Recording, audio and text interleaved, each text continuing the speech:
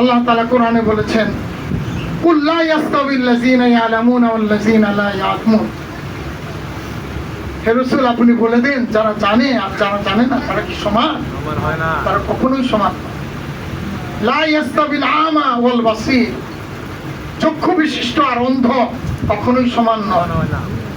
লা ইয়াস্তাবিল হারুর ওয়ালা জিল, ছায়া আর আলো কখনো সমান নয়। অতএব যে ইলমে তাসাউফ জানে আর যে জানে না সে কখনো সমান হইতে পারে।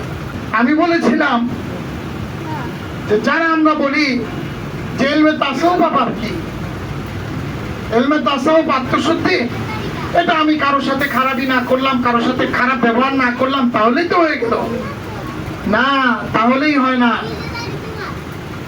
ওই কবর দেওয়ার পরে কবরের মাটি উপর থেকে দুই সাইড থেকে চাপায়া উঠায়, তাই না? এটাকে আরবিতে বলা হয় সুরি। তো কবি বলেন, সুরি জিতনা হি উঁচি হো সুরাইয়া হো নিহি সিকতা। এটাকে যতই উঁচা করবেন, হয়তো পাহাড় সমান করতে পারবেন, কিন্তু আকাশের সুরাইয়া তারকা পর্যন্ত পৌঁছাতে পারবে না, কোনোদিন সম্ভব না। অতএব শুধু ফেকা যারা শিখেছে, তাসাউফ শিখে নাই, আমি বলবো সুরাইয়া তারকার সাথে আর সুরির সাথে যে ব্যবধান, তার চেয়েও বেশি ব্যবধান। এর জন্য তাসাউফ মানুষকে কি শিখায়? সারা জীবন সূরা ফাতিহা পড়েছি, তাই না? এখনো সূরা ফাতিহা পড়ি নামাজের মধ্যে। সূরা ফাতিহার অনুবাদ বলতে বলেন, অনুবাদ বলতে পারবো।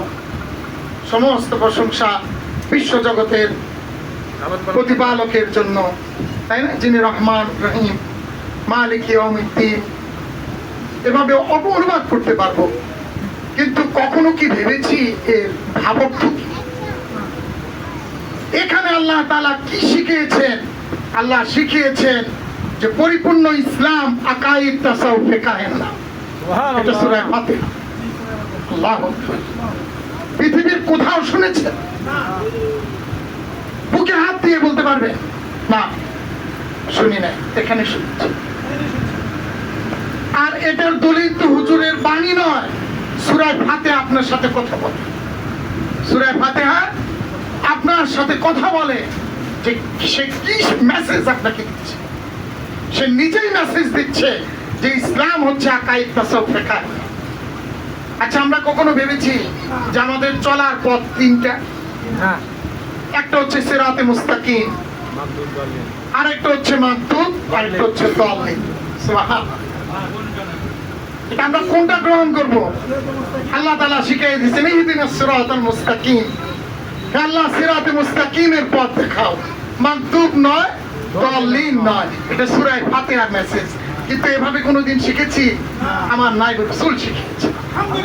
আলহামদুলিল্লাহ। এই ঋণ কোনোদিন শোধ হবে না। রক্ত দিয়ে যদি জুতাও মুছে দেয়, হয়তো ঋণ শোধ হবে না, কারণ তিনি আমার আখিরাতের হাতে।